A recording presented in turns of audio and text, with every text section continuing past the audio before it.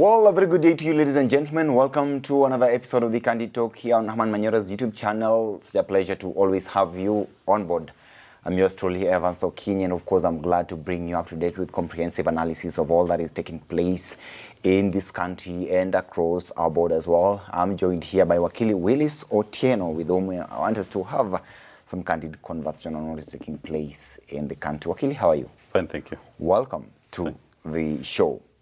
The doctors are still on strike, so to say, but here we are. The Salaries and Remuneration Commission has decided to bring forth the perks for the chief cabinet secretaries, of course, not actually chief cabinet secretaries, but chief assistant administrative secretaries. Yes, the administrative secretaries akin to the assistant ministers that we used to have back then. And here we are.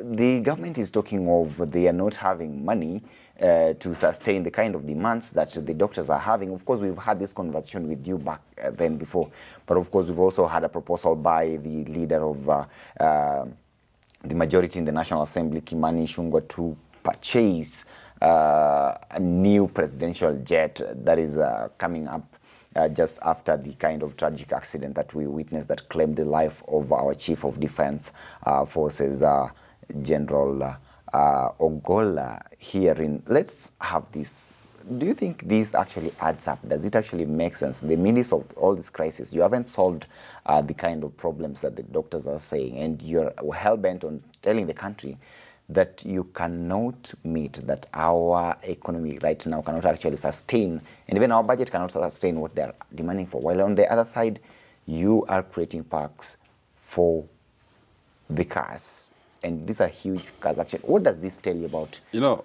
start by looking at what is their priority. Mm-hmm.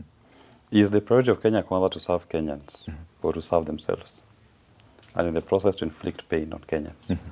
As it is, I believe their priority is to inflict pain on Kenyans, mm-hmm, and to serve themselves. Okay. Because just having those cars alone in office, mm-hmm, to maintain that structure, if he appoints between 30 to 50, mm-hmm, to maintain that structure of cars will cost the exchequer around 2 billion Kenya shillings per year. Just having those individuals, 50 people in office, their office maintenance, their operating cost, mm-hmm, security, vehicles, fuel, their drivers, PA, mm-hmm, all of that, around 2 billion Kenya shillings. Mm-hmm. The doctors are only asking for 3.8 billion. Mm-hmm. We have lived in this country for the last now almost 2 years without CASs in office. Mm-hmm. No one has died. No one has even lost a singe of an hair, mm-hmm, on their head. No one has bled even a ton of blood because there was no CAS in office. Mm-hmm. We lose nothing. They add no value, mm-hmm, to our lives. We've had the doctors on strike now. I think now is almost 30 something, almost 40 days on strike. Mm-hmm. We have lost Kenyans. People have died. People are maimed. People are suffering. They are only asking for 3.8 billion. Mm-hmm. And they're not asking to increase the salary. They are simply saying, that which you signed and agreed to, which you committed to do, mm-hmm, just honor your commitment. That's all they're saying. Okay. But then you have Mengage, mm-hmm, and ISRC coming up with a very stupid proposal on CASs, which are not provided for in our constitution.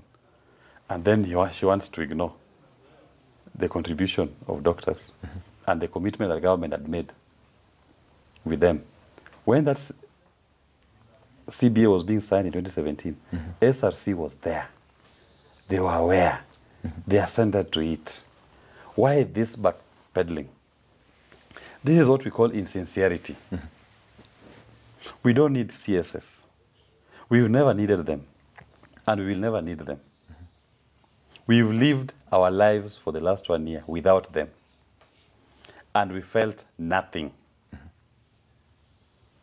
We do need doctors in our facilities. Mm-hmm. We've not had them for the last 30-something days. Mm-hmm. We are feeling pain. We are feeling tremendous pain in the process. Mm-hmm. The absence of doctors in our facilities is causing untold suffering to our people. Our sick are in intolerable pain. The anguish they are going through. Families are depressed because doctors are not in the facilities. People are helpless. Given that set of facts, and you are told to spend a coin, any Kenyan on the street will spend the coin on the doctor first before they spend it on the fat cats, CSS. So why is this common sense not common to Kenya Kwanza? You ask yourself that question. Because CSS, there is no legal framework for them. Kenyans didn't appoint them, allow them to exist in the constitution. Doctors exist. Government even has a CBA with them. Why is the government running away from its obligation? It beats logic. And that actually brings us to our question here. What do you think, where is the government getting all this wrong? Because we are also a little bit somehow tongue-tied, because here we are.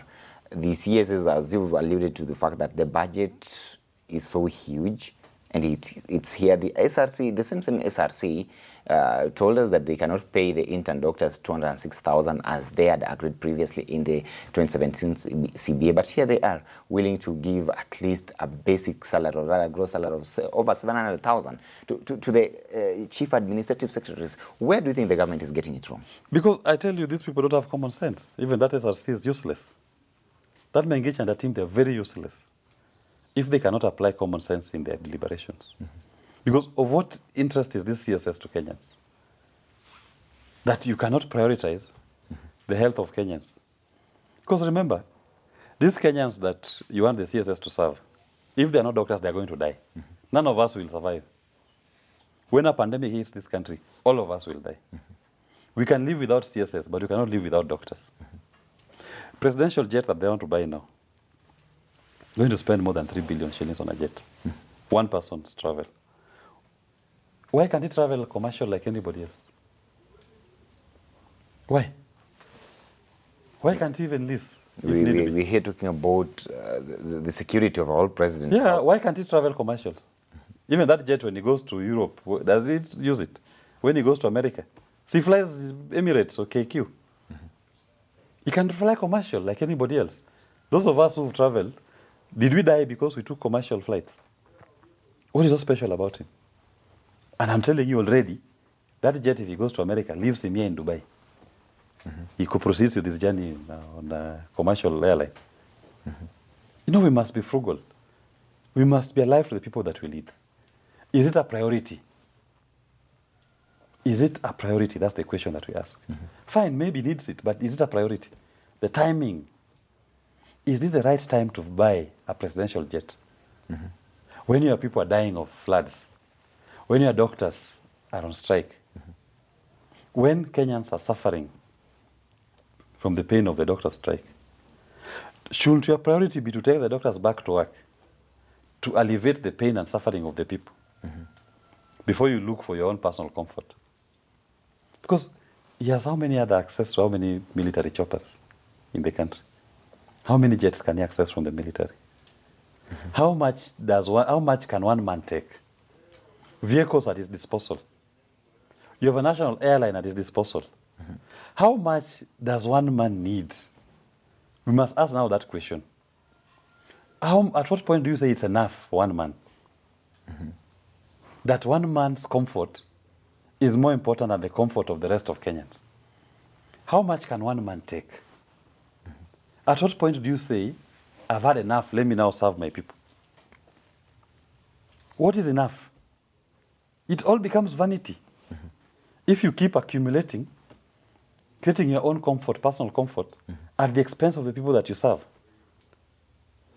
But of course, I think on this issue of the presidential jet, the leader of course, the leader of the majority in the National Assembly, Herman Manyora, had a point. He says here, look, this jets are old. They were bought all the way in 1980s. Right now, they cannot actually sustain the kind of environment and the kind of perhaps the mandate that they're required to perform right now. And he's saying that could be particularly blamed on whatever we saw take place. And I've told you, are there alternatives?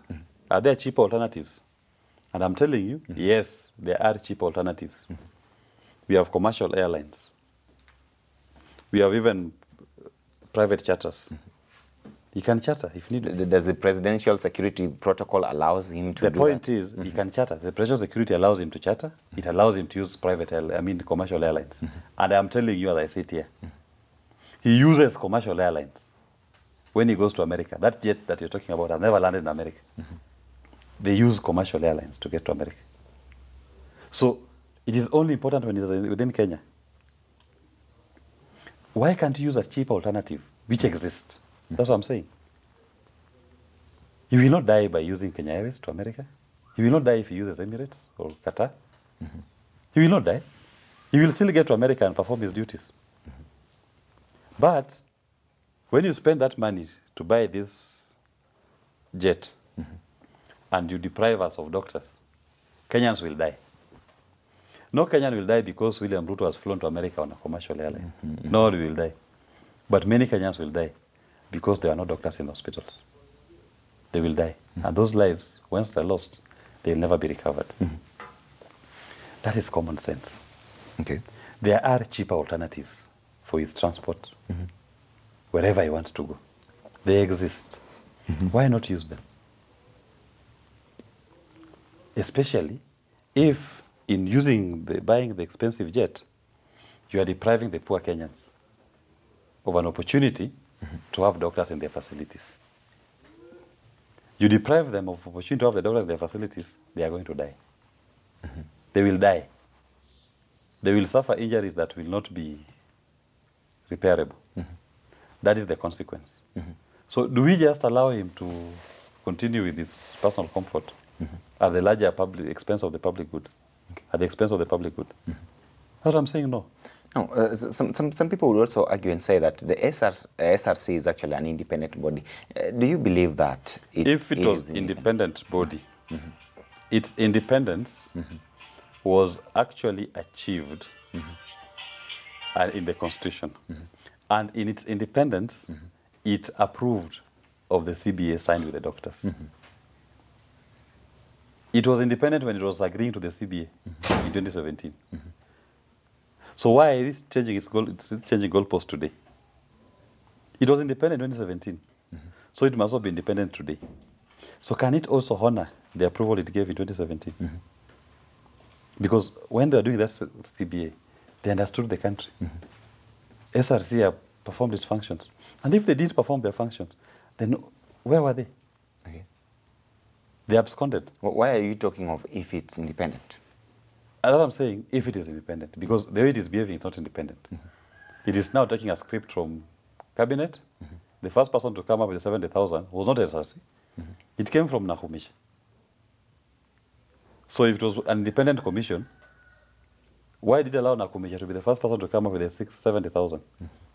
So it means it's not independent. It's taking a script from elsewhere. Its independence could have been seen by doing an independent assessment and analysis and making a proposal. And you'll have asked them, what happened in 2017? You are the same people who did this to us. Did you perform your duties? They didn't. And they're not, even today. They are waiting for Nakhumicha to give them a figure, and they run with it. Useless commission. We don't deserve that kind of nonsense in our governance. Well, ladies and gentlemen, here we are. It's over 40 days since the doctors started striking in this particular country. Of course, there's that standoff between them, the county governments and the national governments is still on. They've insisted that they will not actually accept any other condition saved for the kind of demands that they already have. Well, the government is here with the SRC claiming to create parks for the chief administrative secretaries. And of course, the proposal to buy a new presidential jet hereby the leader of the majority in the National Assembly, Honorable Kimani Ichung'wah. Tell us what you think about what we've just talked about here, and of course, I'll be more than glad to go through the comment section. And of course, in case you want us to touch one of the topics here, you can also comment, and we'll be more than glad to bring you up to date with comprehensive analysis of all that is taking place, and as well answer your questions. Allow me to stop this conversation at this particular moment, but if you're watching us for the first time, kindly subscribe. My name is Evans Okinyi. Till we have this conversation again, have yourself a lovely day.